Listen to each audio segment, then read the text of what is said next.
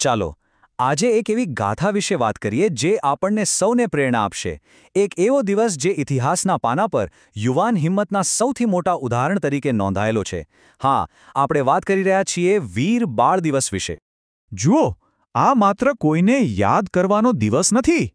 ના, આ તો એક એવી કહાની છે, અડગ હિંમત અને અતૂટ સિદ્ધાંતોની, જે આવનારી કેટલીય પેઢીઓને પ્રેરણા આપતી રહેશે.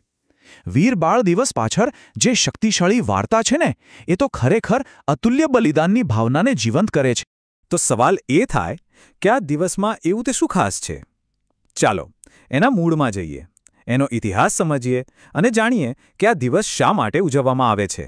વીર બાળ દિવસ નામ પરથી જ ખબર પડે છે, બહાદુર બાળકોનો દિવસ. આ દિવસ એ યુવાન જીવોને યાદ કરવા માટે છે જેમણે પોતાના ધર્મ અને સિદ્ધાંતો માટે વિચારો પોતાના પ્રાણની આહુતિ આપી દીધી હતી. ખરેખર આનાથી મોટું સાહસનું ઉદાહરણ બીજું શું હોઈ શકે? સારું, તો આખા દેશમાં તો આ દિવસની ઉજવણી થાય જ છે, પણ ચાલો આપણે એક સ્થાનિક શાળામાં જઈએ, એક એવી જગ્યાએ જ્યાં આ ઇતિહાસને સાવ અલગ અને જીવંત રીતે રજૂ કરવામાં આવ્યો. તારીખ હતી 26 ડિસેમ્બર 2023 અને સ્થળ હતું શ્રી હડમતિયા કન્યા શાળા. અહીં એ બહાદુર બાળકોને યાદ કરવા માટે એક ખાસ શ્રદ્ધાંજલિ કાર્યક્રમ રાખવામાં આવ્યો હતો. અને સાચું કહું તો આવા કાર્યક્રમો જ તો હોય છે જે આ ઐતિહાસિક વાર્તાઓને આપણા દિલની નજીક લઈ આવે છે, એને એકદમ જીવંત બનાવી દે છે. અને આ આખા કાર્યક્રમનું જે હૃદય હતું ને, એ હતી ત્યાંની વિદ્યાર્થિનીઓનું પ્રદર્શન. ચાલો હવે એ જોઈએ કે આ દીકરીઓએ પોતાના અભિનયથી એ ઐતિહાસિક પળોને સ્ટેજ પર કેવી રીતે ફરીથી જીવંત કરી દીધી.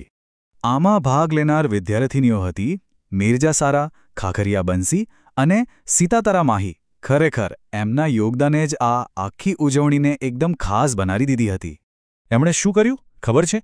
વેશભૂષા અને એકપાત્રીય અભિનય, એના દ્વારા એમણે એક ક્ષણ બતાવી, એ પસંદગીનો સમય, જ્યારે સાહિબજાદાઓ સામે બે વિકલ્પ હતા, ઝૂકી જવું કે શહીદ થવું, અને એમણે શહીદી પસંદ કરી.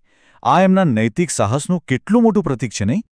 તો આ વિદ્યાર્થિનીઓની વાત થઈ, પણ હવે વાત કરીએ શાળાના આચાર્યશ્રીએ જે સંદેશ આપ્યો એની. એમણે આ ઉજવણી પાછળનો જે સાચો અર્થ છે, જે શા માટે છે, એ સમજાવ્યો. આચાર્ય હતા શ્રી દીપકભાઈ જીવાણી, અને એમણે પોતાના પ્રેરણાદાયી દૃષ્ટિકોણથી બધાને એક નવી દિશા આપી.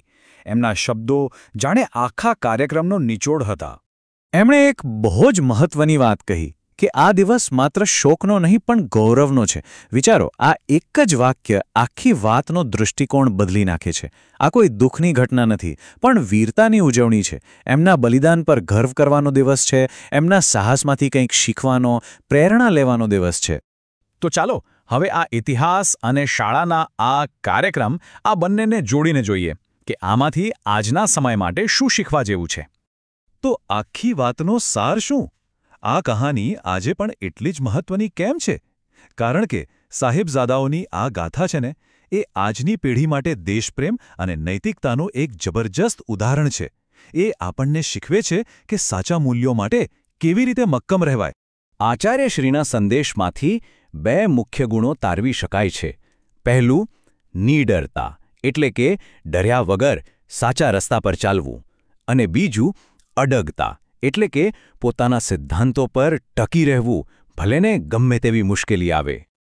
તો આ બધી વાત પછી અંતમાં એક સવાલ મનમાં રહી જાય છે.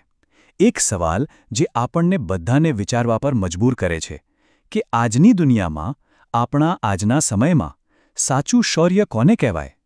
આનો જવાબ કદાચ આપણે સૌએ પોતપોતાની અંદર જ શોધવાનો છે.